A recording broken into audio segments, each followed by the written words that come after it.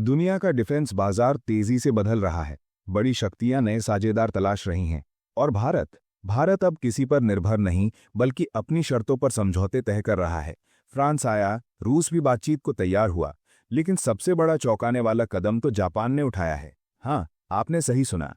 Japan ने पहली बार अपने दरवाजे भारत के लिए पूरी तरह खोल दिए हैं और दे रहा है अपना सबसे कीमती हथियार, आसमान का सुपर पावर कावासाकी C2। वही एयरक्राफ्ट जिसे देखकर चीन की चिंता बढ़ गई है और जिसके सामने एयरबस A400M और IL-76 जैसे बड़े नाम भी अपनी जगह बनाने के लिए तैयार खड़े हैं। अब बात करें भारतीय वायुसेना की। 2026 में एयरफोर्स MTA यानी मल्टी रूट ट्रांसपोर्ट एयरक्राफ्ट का बड़ा टेंडर जारी करने वाली है। पहले प्लान था कि सिर्फ AN-32 को बदला जाएगा और 18 से 30 टन तक वजन ढोने वाले विमान ही खरीदे जाएंगे। लेकिन हालात बदल रहे हैं और इसी वजह से दुनिया की नज़र अब भारत की तरफ है। हर देश चाहता है कि भारत उसे चुने और इसी दौड़ में जापान ने अपनी सबसे बड़ी चाल चल दी है। ये पूरा बदलाव दिखाता है कि भारत अब सिर्फ खरीदार नहीं बल्कि एक मजबूत आत्मनिर्भर ताकत बनकर उभर रहा है, जो दुनिया के डिफेंस गेम का नया नियम लिख रहा है। लेकिन अचानक भारत ने पूरा खेल ही बदल दिया।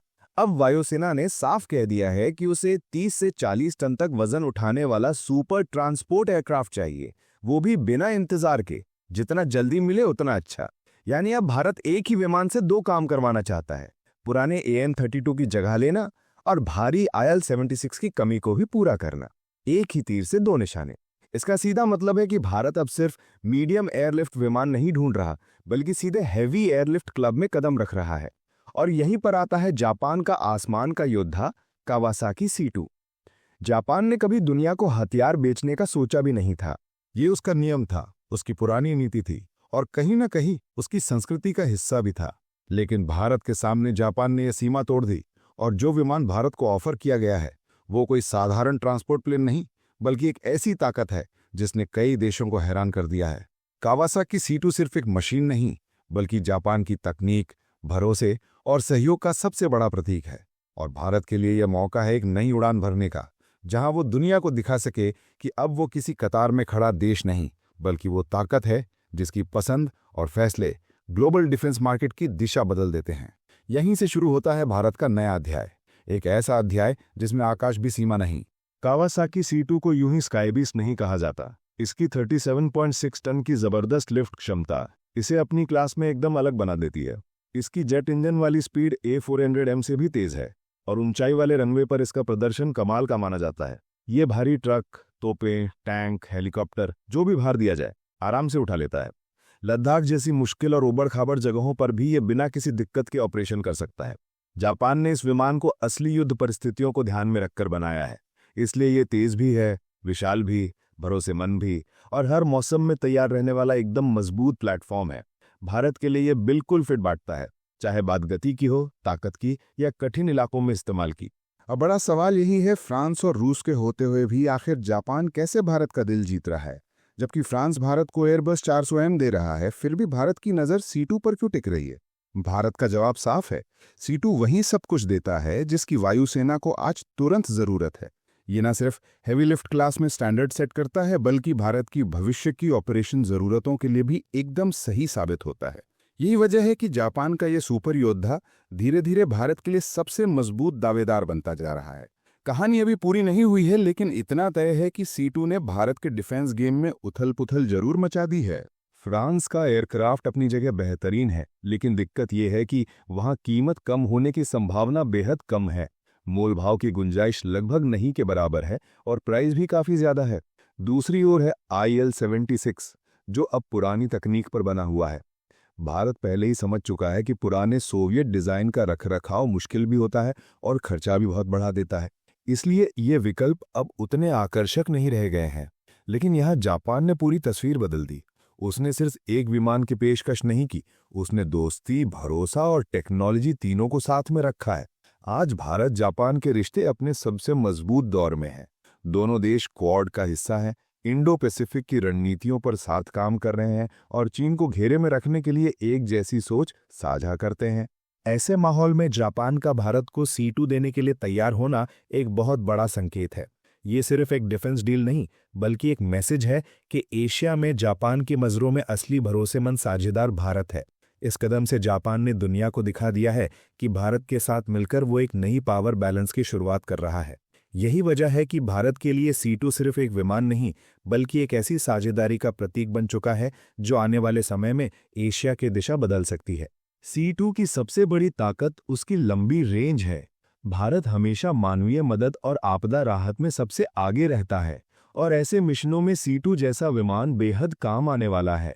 आपातकाल हो या पड़ोसी देशों की मदद, C2 तेजी से पहुंचकर बड़ा अंतर पैदा कर सकता है। सैन्य तैनाती की बात करें तो भारी सामान, सैनिक या उपकरण, सब कुछ तेजी से एक जगह से दूसरी जगह ले जाने में ये विमान भारत का सबसे मजबूत हथियार बन सकता है।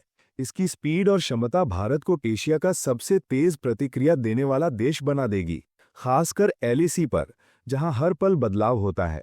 C2 भारी हथियारों को कम समय में आगे तक पहुंचा सकेगा। इससे भारत की ताकत कई गुना बढ़ जाएगी।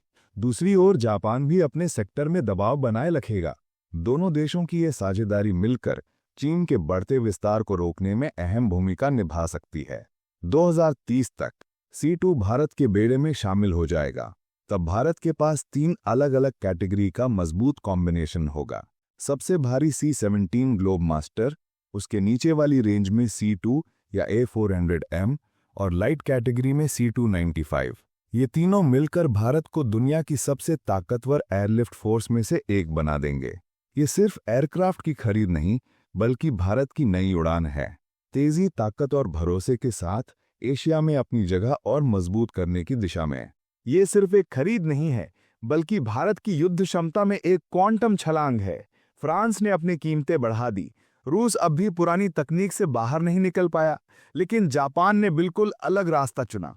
उसने भारत पर भरोसा जताया, सच्ची दोस्ती दिखाई और पेश किया दुनिया की सबसे एडवांस मिलिट्री मशीनों में से एक, कावासाकी C2, आसमान का असली योद्धा। ये विमान सिर्फ एक ट्रांसपोर्ट एयरक्राफ्ट नहीं बल्कि एशिया के आसमान में भारत और जापान के नए दौर की शुरुआत है। ये साझेदारी दिखाती है कि दोनों देश अब सिर्फ रणनीतिक दोस्त नहीं बल्कि एक साझा भविष्य की तैयारी कर रहे हैं। जहां एक तरफ भारत अपनी सुरक्षा और तेज प्रतिक्रिया क्षमता को नई ऊंचाइयों पर ले जा रहा है, वहीं जापान भी ये साबित कर रहा है कि वो भारत के साथ खड़ा है, पूरे विश्वास के साथ। ये सिर्फ एक खरीद नहीं है बल्कि भारत की युद्ध क्षमता में एक क्वांटम छलांग है। फ्रांस ने अपनी कीमतें बढ़ा दी, रूस अब भी पुरानी तकनीक से बाहर नहीं निकल पाया, लेकिन जापान ने बिल्कुल अलग रास्ता चुना। उसने भारत पर भरोसा जताया, सच्ची दोस्ती दिखाई और पेश किया दुनिया की सबसे एडवांस मिलिट्री मशीनों में से एक, कावासाकी C2, आसमान का असली योद्धा। ये विमान सिर्फ एक ट्रांसपोर्ट एयरक्राफ्ट नहीं बल्कि एशिया के आसमान में भारत और जापान के नए दौर की शुरुआत है। ये साझेदारी दिखाती है कि दोनों देश अब सिर्फ रणनीतिक दोस्त नहीं बल्कि एक साझा भविष्य की तैयारी कर रहे हैं।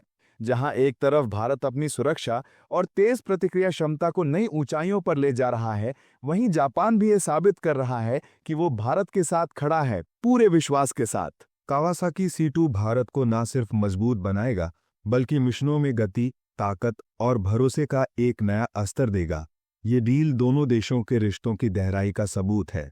एशिया में बदलते हालात के बीच ये कदम दुनिया को साफ संदेश देता है, भारत और जापान मिलकर एक नई शक्ति का निर्माण कर रहे हैं। आने वाले वर्षों में ये साझेदारी सिर्फ तकनीक तक सीमित नहीं रहेगी बल्कि एशिया के पावर बैलेंस को भी बदल देगी। C2 उस नए युग का टाइटन है जिसके साथ भारत आसमान में एक नई कहानी लिखने जा रहा है।